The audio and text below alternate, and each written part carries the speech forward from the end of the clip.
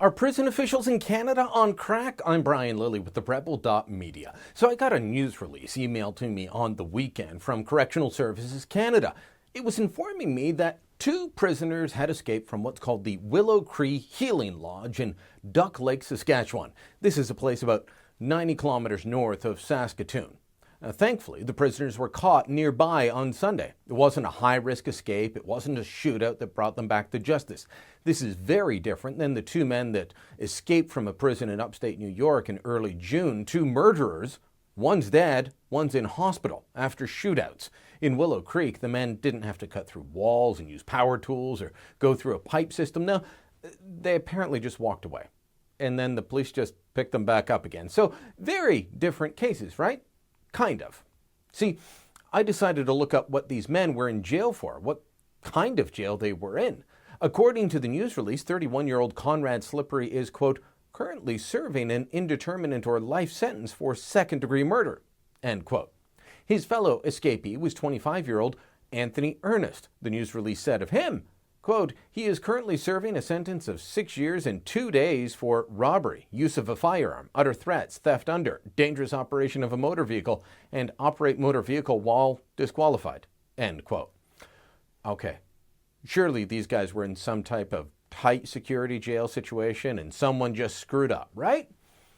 Wrong. Here's how the facility where they were housed is described on the website of Correctional Services Canada. Willow Cree Healing Lodge in Duck Lake is in Duck Lake, Saskatchewan. It is a minimum security facility. Inmates live in residential houses. Well, that's nice, isn't it? In jail for murder, use of a firearm and robbery, you go to a minimum security facility. On what planet does that make sense? Well, this being Canada, of course, and both inmates being Aboriginal, of course, well, I guess it makes complete sense. But only under those conditions and only in Canada. The description continues, the elders chose the site with healing in mind. WCHL was built in a pristine natural area sacred to the Willow Cree. The design of the Healing Lodge reflects the culture of the surrounding Aboriginal communities. WCHL promotes a healing process based on Aboriginal culture. This contributes to the successful reintegration of Aboriginal offenders. You know what? I have no problem with the healing circle part of this. If what they're doing is going to get people rehabilitated, get them reintegrated into life outside of prison when they're done their sentence, I'm fine with that. But why on earth is a facility housing a murderer and a man convicted of armed robbery and dangerous driving without a license doing in a minimum security facility? Why is it minimum security? This is not Martha Stewart going to Camp Cupcake on insider trading. But it gets worse. Here's more from the description. Programs at the Healing Lodge include locally developed programs to address substance abuse, family violence, traditional parenting, and anger management.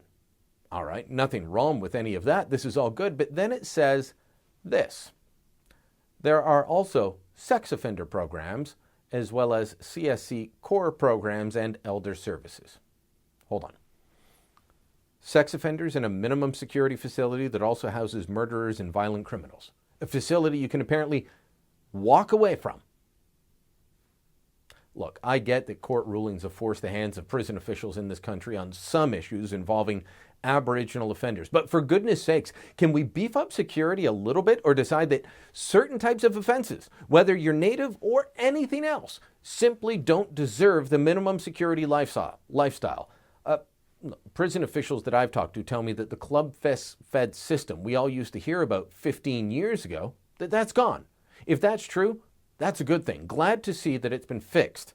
But as far as I'm concerned, now we need to fix this before there's more escapees and before somebody who's innocent gets hurt.